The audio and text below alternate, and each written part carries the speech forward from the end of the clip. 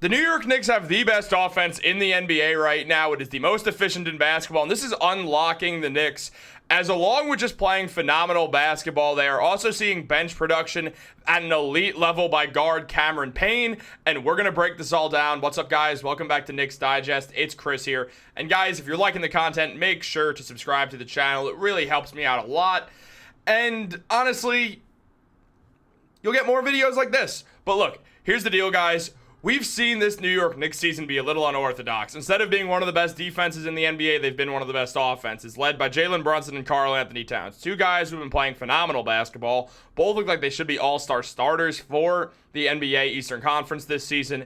And frankly, I am just super excited by this offensive unit. While Josh Hart, Mikal Bridges, and OG Anunoby have also been doing their things, Cameron Payne has been lethal off the bench, especially recently. After a fairly slow start to the season, Cameron Payne looks downright phenomenal for the New York Knicks. Now, the New York Knicks have had an interesting season because the defense has not been up to par, but a lot of that is due to a lack of rim protection. Now, that will be fixed once Precious Achiuwa and Mitchell Robinson come back from injuries, as they will be able to run a few different units that have a little better defense, and also Deuce McBride is missing some time right now due to knee inflammation. So that's three great defenders the Knicks have are just not there. Now, the defense should be a little bit better anyway, but regardless, the Knicks are going out there having one of the best offenses in basketball. We could see this as, if you look in the top 10 of plus-minus this season, you have Josh Hart at 4th, while having Karl-Anthony Towns at 8th and Mikal Bridges at 10th. That is 3 of the New York Knicks starters. And then in 11 to 20 range, you see OG Anunoby at 13th and Jalen Brunson at 18th. The New York Knicks have gone out there and have been downright awesome this season. Everyone is producing offensively, and we're seeing this from top to bottom with the starting lineup. Not top to bottom, that's not a word. But Jalen Brunson, the leader of this team, is putting up 25 points per game with 3 rebounds and 7 assists, while shooting 47% from the field and 40% from 3, showing that he is one of the best point guards and best players in the NBA, and he only gets better as the season goes on. So I'm getting very excited to see what Brunson is going to do over the next few months into the playoffs, given that's a while away. Mikal Bridges has been the real dark spot of the starting lineup, as despite the fact that he's putting up 16.3 points per game, his defense could be better, and he is only shooting 31.6% from 3. However, he's shooting 44% on corner threes, and it seems like he is figuring out. His mid-range game looks phenomenal, and that's highlighted by the fact that he's shooting 49% from the field outside of three-pointers, or, well, I guess it counts threes anyway, but in general, he's shooting 49% from the field. It's showing a great two-point percentage, and once he can really get that shooting fully down, which is really just not in the corner, it's just elsewhere, we are going to see Mikal Bridges get better as the year goes on, as he figures out his role with the team.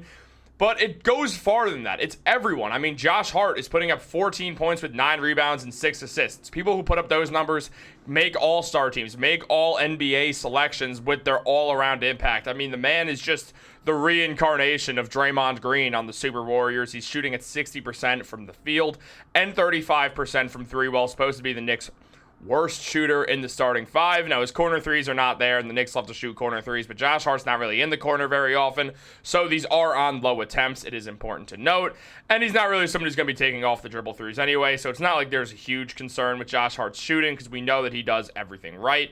Now, if we move on and keep talking about it, we also see that OG Anunoby is putting up 17 points, 5.5 rebounds, and 2 assists in a season where many thought his numbers would regress due to the fact that he's now playing with Mikal Bridges, Karl-Anthony Towns, and Jalen Brunson, but he's done the opposite.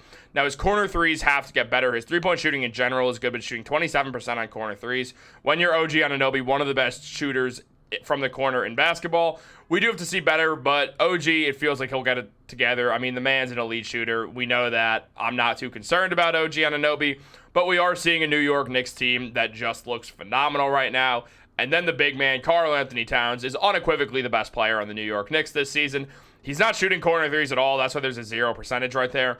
But 27 points per game, 12 rebounds, 3 assists, 55% from the field, and shooting exactly 50% from 3 14 games into the season.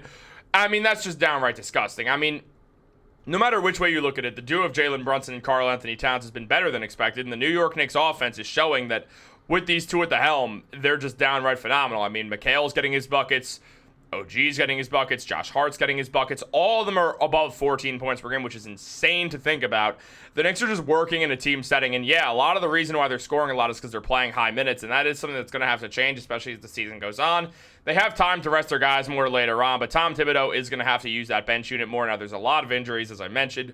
Mitchell Robinson, Precious Achiuwa, and Deuce McBride are all out with injuries right now, thinning the bench out. It's where we're seeing guys like Jericho Sims and Cameron Payne do the most of the bench work. But that is going to have to change. However, when doing this bench work, we have seen Cameron Payne look phenomenal, especially recently. Cameron Payne has been everything the New York Knicks wanted in a signing, initially signed and thought to be bench depth. He has been way more than that this season, looking like an awesome scorer for the New York Knicks. We've seen Cameron Payne go out there and just be an excellent bench piece for this team who gives a lot of scoring when Jalen Brunson's off the floor, also a lefty. He's shooting 44.4% on three-point attempts, shooting 4 per game, while his catch-and-shoot three-pointers on 2.5 per game is 42%. And he's also shooting 39% on pull-up threes, which is 2.8% of his threes. The man looks awesome right now. Cameron Payne is doing everything right and everything that you hoped for, while also, despite not being an elite defender, his defense definitely is pesky, I should say. He's one of those defensive pests that's very annoying to deal with, but we know that Cameron Payne is just doing everything right for the New York Knicks, putting up for the season 8.2 points per game, getting 2 rebounds, getting 3 assists, doing a great job running the bench offense, shooting 44% from both the field and three-point range. A lot of his shots are threes, and he's shooting 66%. He's hitting exactly 2/3 of his corner threes this season.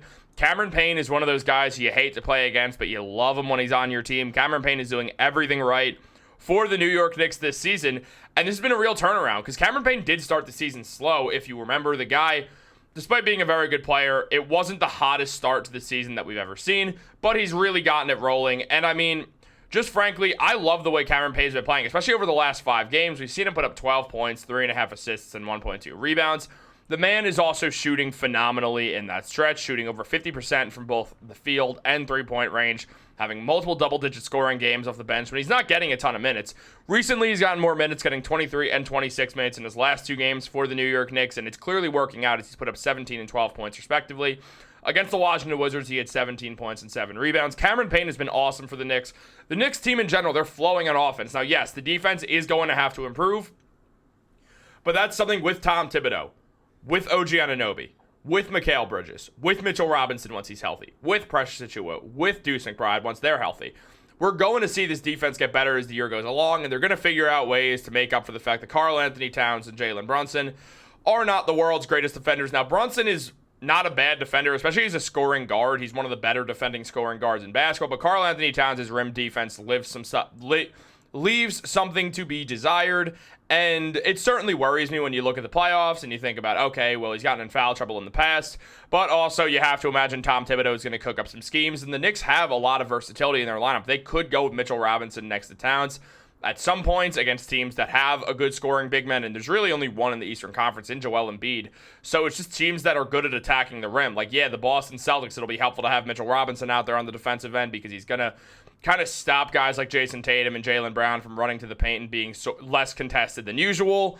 But the Celtics are also the best team in the NBA right now, I think. And I mean, I'm not too scared by a Cleveland Cavaliers team that has 2 guys on the court who can't defend and 2 other guys on the court who can't shoot. It feels like a regular season team the entire way, and I do imagine they'll flame out in the playoffs. But outside of that, I'm not really concerned about the Knicks defense. I do think they'll figure it out. And right now, the Knicks are a historically good offense. I mean, frankly, it's just absurd how good this offense has been for the New York Knicks. I mean, they average 10 more points per 100 possession than the Denver Nuggets. The Knicks are first in the league with 96.1 points per possession this season, while the Denver Nuggets are second with 86. The Knicks offense is incredibly dangerous, and when you have this dangerous of an offense, yes, you also need a good defense, but it gives the Knicks some leeway with defense, knowing they can get into a shootout with any team in the NBA, and on any given night, they are going to win that by a lot. I mean, they're outscoring the Phoenix Suns like it's easy. They're just doing everything right now on the offensive end. And the defensive end, you know, is going to come. They're missing a lot of important defensive pieces. I truly think the Knicks have figured it all out, and they're going to be contenders for the rest of the season.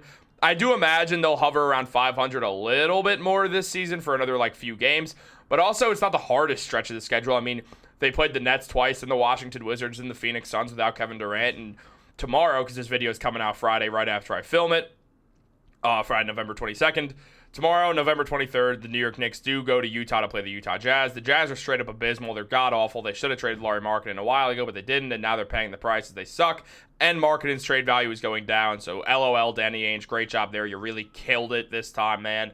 But at the end of the day, I am very happy with the New York Knicks and playing an easy schedule, given you'll play the Denver Nuggets soon. But I want to see how the Knicks fare against a team that doesn't have great defense and does have a good offense. And Karl Anthony Towns is someone who can match up well with Jokic because you can't exactly move Towns.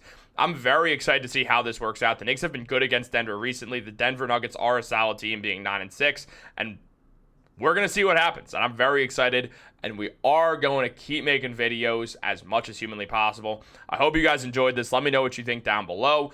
Leave a comment on what you think about the New York Knicks. Do you think they can go to the Eastern Conference Finals or the NBA Finals? If they have an offense like this, I totally do. Have a great day, guys, and go Knicks.